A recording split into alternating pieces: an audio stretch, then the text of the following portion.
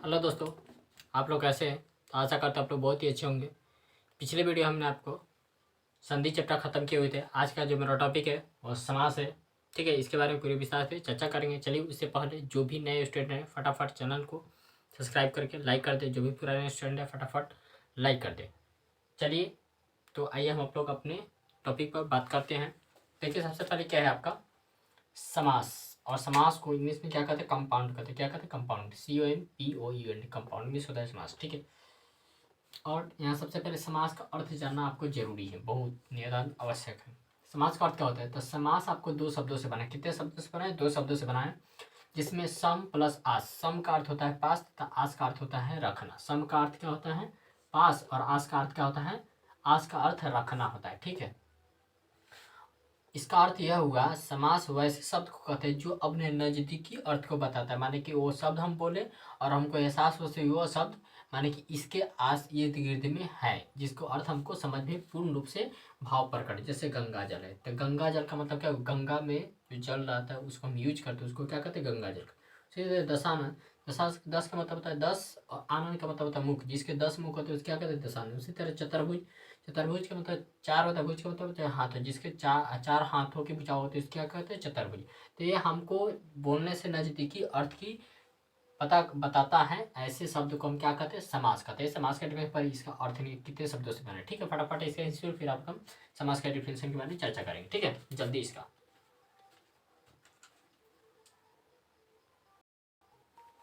अब देखिए दोस्तों, अब क्या है? एक पदी भाव समास। जैसे हम लोग संस्कृत में, हिंदी में समास कहते हैं, इसका संस्कृत में नाम होता है एक पदी भाव समास। ठीक है, संस्कृत हिंदी में कहते हैं सीधे समास कहते हैं, इसके संस्कृत में नाम है इसका एक पदी भाव समास। ठीक है, इसका डिफिनेशन कहता है दो या दो से अधिक। कहने का मतलब दो या दो से अधिक पदों को मिलाकर एक पद बनाने की प्रक्रिया को क्या कहते हैं? समास कहते हैं। यहाँ पर पद आ रहा है, पद का अर्थ पहले समझिए, पद होता क्या? देखिए दोस्तों, यहाँ पर जैसे आपका यहाँ पर है कल। ठीक है, और यहाँ पर कल। कल का अर्थ होता है, एगो होता है आने वाला कल, एगो बीता हुआ कल, एगो कल का अर्थ होता है पीने वाला कल, नहीं पानी पीने वाला। लेकिन यहाँ पर आपको कहा जाए क और चचा में किया, इसका कितने अक्षर का शब्द है? दो अक्षर का शब्द। ये भी कितने अक्षर का? दो।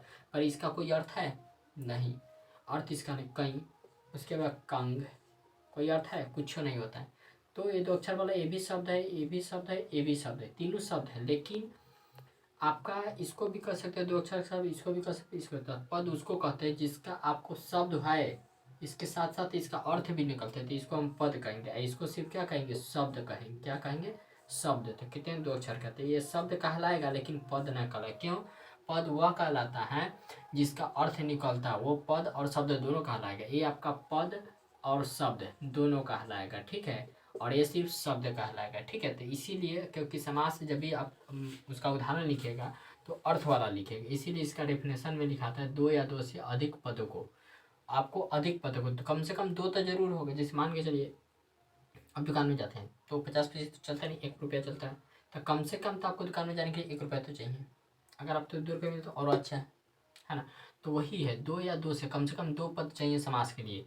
दो या दो से अधिक पदों को मिलाकर एक पद बनाने के दो, जैसे मान के दो को शब्द रहेगा, दो को शब्द को मिला के एक शब्द बना दीजिएगा, तो उसी को हम क्या कहेंगे? और शब्द का ऐसा होना चाहिए, अर्थ वाला होना चाहिए। ठीक है, देखिए शब्द यहाँ पर भी था, तो ये शब्द था जो अर्थ नहीं निकलता। शब्द पद वह होगा जो जिसका अर्थ भी निकले, तो शब्द और पद दोनों कहलाएगा। तो उस तरह के आपको शब्द लेना है। ठीक है, तो दो या दो से अधिक पदों को मिलाकर एक पद बनाने की प्रक्रिया क्या कहते हैं? समास कहते हैं। प्रक्रिया का अर्थ क्या होता है? देखिए, जैसे जैसे एक का प्लस कितना हो जाएगा? 3। कितना होगा? 3। एक प्लस एक और दो कितना हो जाएगा? 3। तो आप भी बता दीजिए, 3 3 और 4 कितना होगा? 7। लेकिन आपसे पूछा था 343 और 729 कितना होगा? तो आपको टाइम लगेगा जोड़ने में। कितना टाइम लगेगा? जोड़ के बताइए जल्दी। तो जो वही जो आप कैलकुलेशन में जो समय लगता है, जैसे आपको 9 3 बार के दो, हाथ 4 2 6 1 7 और जगह 729 है, 7 2 6 1 7 7 3 10। अब इतना टाइम लगा है, समय लगा। इसी समय को हम लोग कहते हैं प्रक्रिया। क्या कहते हैं? प्रक्रिया। इसी समय को जो बनने में तैयार होता है कोई चीज़, इसी को इंग्लिश में कहते हैं प्रोसेस। PROCESS। इंग्लिश में प्रोसेस, हिंदी में प्रक्रिया। तो जो कोई चीज़ बनने में जो समय लगता है उसी समय को हम लोग कहते हैं प्रक्रिया। क्या कहते हैं? प्रक्रिया। तो वही दो या दो से अधिक पदों को मिलाकर एक पद बनाने की प्रक्रिया को क्या कहते हैं? समास कहते हैं। जैसे प्रति अलग होता है, दिन अलग होता है, नहीं ये दोनों मिलकर क्या बन गया? प्रतिदिनम बन गया। पर इसका अर्थ यह होगा प्रत्येक दिन। क्या होगा? प्रत्येक दिन। यथा यानी जैसे। यथा शक्ति, यथा अलग होता है शक्ति। यथा जो है आपको अव्यय के रूप में काम करता है। यथा का अर्थ होता है संस्कृत में जैसे, ठीक है, और शक्ति, दोनों वर्ड को ऐड कर दिए तो बन गया यथा शक्ति। इसका अर्थ यह होता है शक्ति के अनुसार, ठीक है। उसके बाद उपकृष्ण, उपकृष्णम। उपकृष्णम का अर्थ होता है जो कृष्ण के समीप रहता है, हमेशा उसके भक्ति गुणगान में लीन रहते हैं, तो ऐसे व्यक्ति को कहते हैं उपकृष्ण, माने कृष्ण के समीप, ठीक है। अनुरूपम, अनुरूपम का अर्थ है रूप में अनुकूल, यानी कि किस बहुत, जैसे मान के चलिए किसी ईश्वर का देखिएगा, एक ईश्वर बहुत सारे रामायण में बहुत सारे रूपों में आपको सामने प्रकट होंगे, तो उसको ऐसे व्यक्ति को कहते हैं अनुरूपम, यानी कि रूप में अनुकूल, बहुत सारे उसके रूप होते हैं, ठीक है। अध्यात्म, अध्यात्म का मतलब होता है आत्मा में, जिस कोई भी चीज़ आत्मा में अधिक बसता है, जैसे मान के चलिए कोई भी चीज़ आप ध्यानपूर्वक पढ़िएगा तो आपको हर वक्त वही चीज़ आपको सपना में दिखेगा, तो इसका मतलब अध्यात्मम, अध्यात्मम, अध्यात्मम, ठीक है। अध्यात्म में हल अध्यात्मम का अर्थ होगा आत्मा में, ठीक है। इसको स्क्रीनशॉट लीजिए, फिर आपको हम आगे बताते हैं, ठीक है। जल्दी इसका स्क्रीन, फिर आपको आगे हम जल्दी बताते हैं।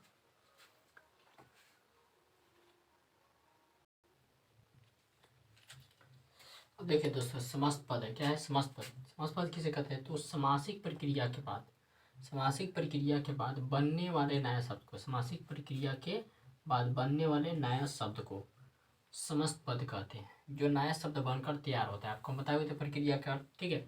तो यहाँ पर है समासिक प्रक्रिया, इससे जो नया शब्द बनेगा, जैसे दिनम, दिनम, प्रति, तो इस बताइए तीन गो वर्ड हम बताए हुए थे ना, इसका डिफरेंस है दो या दो से अधिक।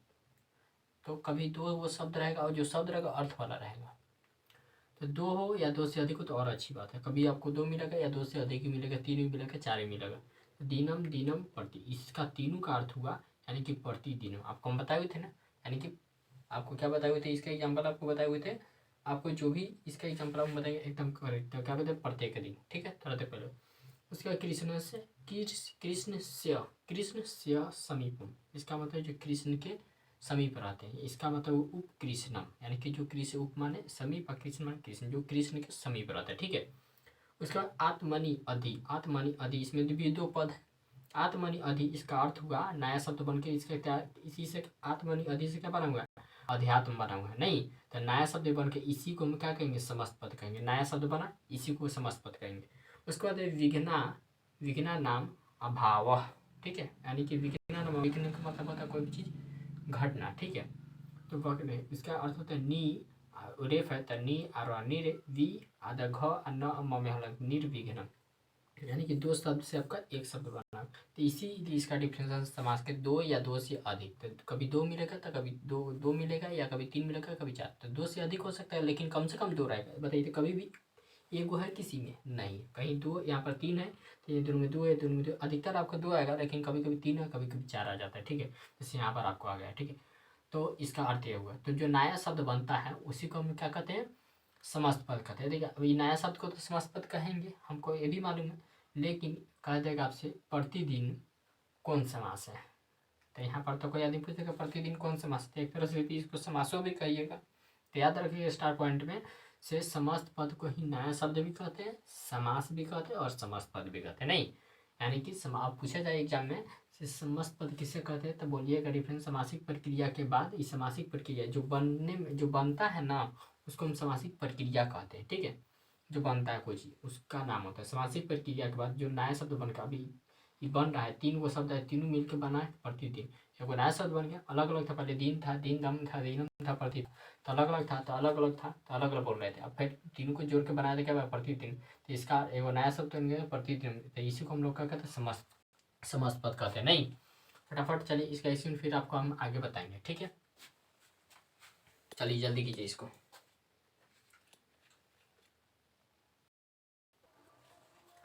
अब देखिए दोस्तों, आपका क्वेश्चन है पूर्व पद। पूर्व पद होता कहते हैं, देखिए आप अभी थोड़ा देर पहले समस्त पद पढ़े हुए थे, तो वही आपको माने कि आपको उदाहरण दिया गया है, ठीक है।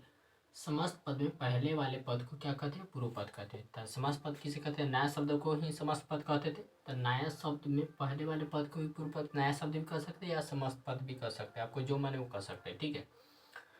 तो नया शब्द में या समास पद कहिए, ठीक है। तो समझते पद ने जो नया शब्द मतलब उसी को समास पद कहते नहीं, चाहे समास पद कही चाहे नया पद कही, कोनो बात नहीं। तो उसमें पहले वाला, पहले जो बोलने में आते, इसमें आपको कई गो शब्द बोलने में लग रहा है, प्रति और दीनम, दो गो शब्द लग रहा है। इसमें क्या होगा, उप और कृष्णम नहीं, इसमें क्या अध्या अध्या अध्यजुर, यानी कि इसका संदीप से अधिजुर आत्मा होता है, तो अधिजुर आत्मा नहीं, इसमें क्या है निजुर एगो उपसर्ग होता है और विग्नम अलग अलग है। तो इसमें पहले आपको कौन है प्रति, तो पहले जो ना आएगा ना उसी को हम लोग क्या कहते हैं, पूर्व पद कहते हैं। क्या कहते हैं, पूर्व पद कहते हैं, ठीक है। तो वही करें समास पद में या नया शब्द कहिए तो समास, ये पहला इसका जो पद है प्रतिदिनम, तो पहले कौन है प्रति और दिनम, दोनों मिलकर प्रतिदिनम बना। उप जो कृष्ण, उप और कृष्ण मिलकर उपकृष्ण बना नहीं, अधि और आत्मा मिलकर अध्यात्म बना है, निज और विघ्नम मिलकर निर्विघ्न बना है। तो जो पहला जो पद है उसको हम कहते हैं पूर्व पद कहते हैं। अब बताइए जो पहला है, तो पहला पद है तो इसको हम क्या कहेंगे, पूर्व पद भी कहेंगे।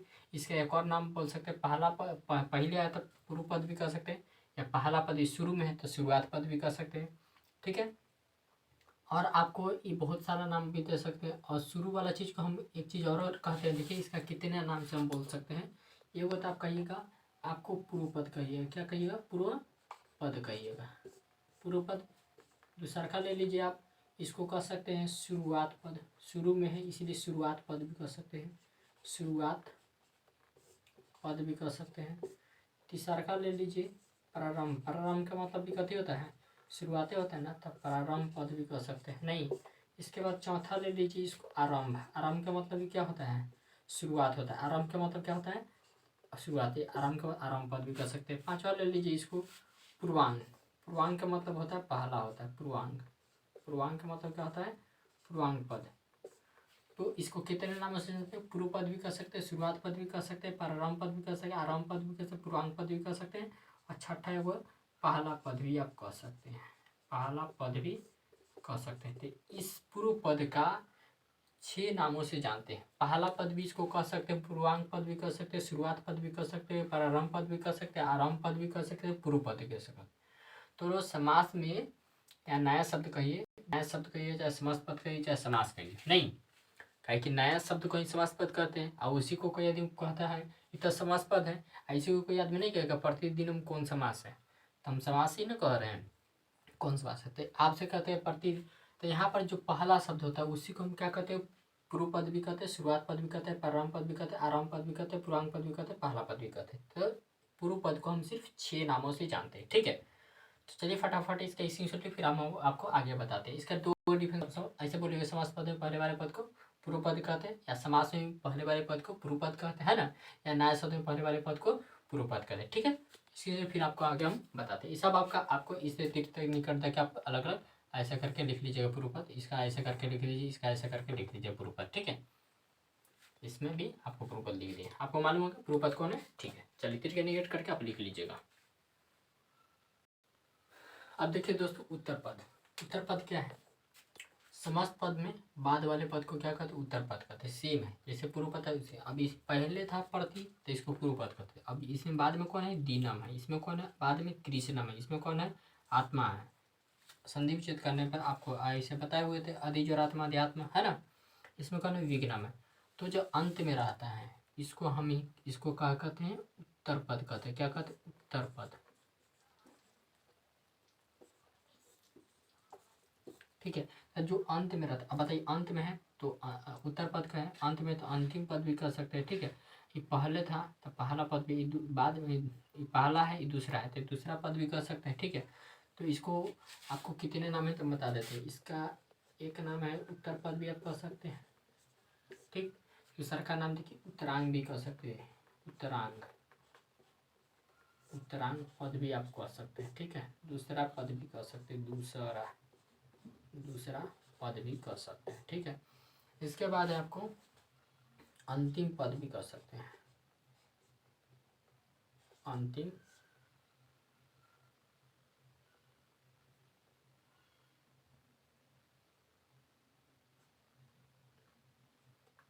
अंतिम लिखा हुआ है, ठीक है। अंतिम पद भी आप कह सकते हैं। तो इसको हम 4 नामों से उत्तर पद भी कर सकते हैं, उत्तरांग पद भी, दूसरा पद भी कर सकते हैं, अंतिम पद भी, इसको हम 4 नामों से जाना जाता है। जो अंत में रहता है उसको अंतिम पद कहिए, चाहे उत्तर पद कहिए, चाहे उत्तरांग पद कहिए, चाहे आप दूसरा पद कहिए। ठीक है, पहले रहेगा तो पहला पद, दोबारा में रहेगा तो दूसरा पद। तो इस करके समस्त पद में पहले, समस्त पद में बाद वाला, जो बाद वाला पद है, ये बाद वाला भी पद कह सकते हैं, बाद वाला पद भी कह सकते हैं, बाद वाला पद भी कह सकते हैं। कितने नामों से जाना जाता है, ठीक है, सारा नाम हमको इंडिकेट। तो बाद वाला भी पद कह सकते हैं, अंतिम वाला भी। कोई आदमी पूछेगा इसमें कौन पद है, तो आप अंतिम पद भी कह सकते हैं, उत्तरांग पद भी कह सकते हैं, इसको दूसरा पद भी कह सकते हैं। ठीक है, बाद वाला भी पद भी कह सकते हैं, पहला वाला पद है, बाद वाला पद है ना। आपको मैं बता दी कितने नामों से, 4 नामों से जाना चाहिए, 5वीं नाम इसको भी रख लीजिएगा। तो डिफरेंशिएट क्या क्या हो जाए, उत्तर पद किसे कहते हैं, तो समास पद में बाद वाले पद को क्या कहते हैं, उत्तर पद कहते हैं। ठीक है, इसकी सुनती फिर आपको हम आगे बताते हैं।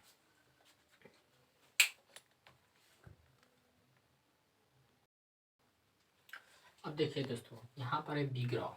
अब समास जब भी पढ़िएगा तो आपको विग्रह शब्द बहुत बार आपको यूज करना पड़ेगा। ठीक है, तो इसलिए विग्रह होता क्या है, इसके बारे में पूरे विस्तार से जानने का प्रयास कीजिएगा। देखिए यहाँ पर विग्रह, जिस वाक्य से समस्त पद के अर्थ को बताता है उसे क्या कहते हैं, विग्रह कहते हैं। क्या कहते हैं, उसको विग्रह कहते हैं। जैसे आप एक चीज़ समझिए, जैसे ये क्या है, अक्षर है, इसको अक्षर को ही क्या कहते हैं, वर्ण भी कहते हैं और अक्षर भी कहते हैं। तो नहीं, तो आपको क है, इस पे एक और अक्षर जोड़े तो क्या हो गया, कल हो गया। तो अक्षर के जोड़ने से शब्द बनता है। अब बहुत सारे शब्दों को मिला के क्या बनता है, 2 अक्षर जोड़ देते हैं तो क्या बन जाता है, शब्द। उसी तरह से 2 शब्द जोड़ दीजिए, जैसे घर चल, तो ये क्या हो गया, एक वाक हो गया। कमल हिंदी की किताब में आपको ये क्या हो गया, अक्षर को जोड़ने से शब्द बनता है, शब्द को जोड़ने से वाक बनता है। भले आपको वाक नहीं लगे, इसका अर्थ क्या होगा, एक सेंटेंस हुआ कि नहीं, घर चल, इसका अर्थ हुआ से घर जाने के लिए बोल रहा है। तो उसी तरह वाक को जोड़ के वाक बनता है, वाक को जोड़ के कहानी बनता है, छोटा कहानी करते करते नोवेल सब बन जाता है। ठीक है, तो वो ये चीज़ है। तो उसी तरह अक्षर को जोड़ के शब्द बनाया, शब्द को जोड़ के वाक बनाया जाता है। ठीक है, घर चल इसका फुल स्टॉप हो गया, यानी कि सेंटेंस हो गया, एक वाक हो गया।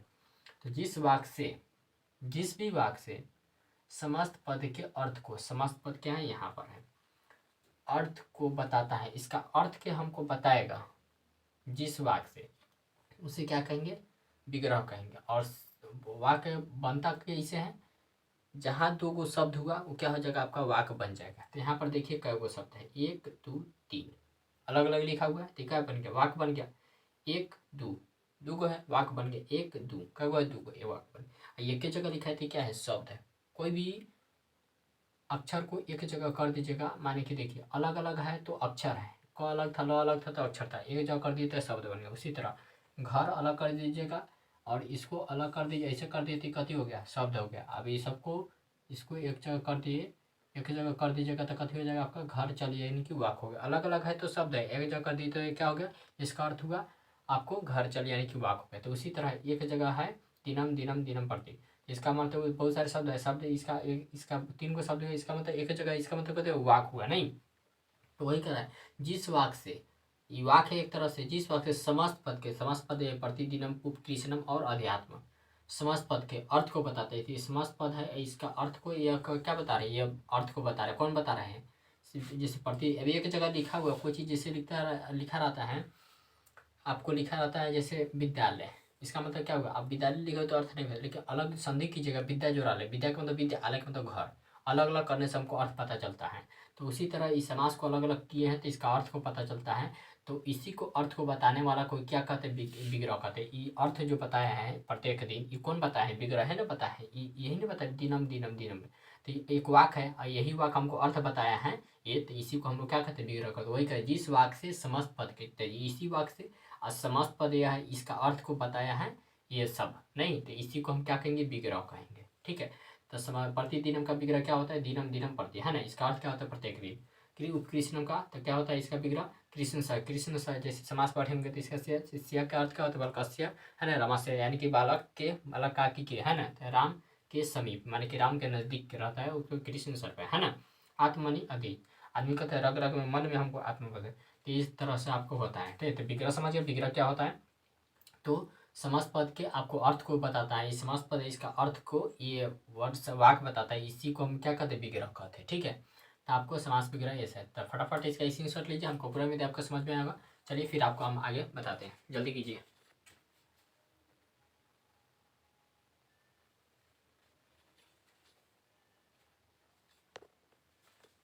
चलिए दोस्तों, आज के लिए इतना ही क्लास रखते हैं। चलिए, अगर मेरा वीडियो आपको अच्छा लगा तो इसे लाइक से सब्सक्राइब जरूर कीजिएगा। वीडियो देखने के लिए बहुत बहुत धन्यवाद।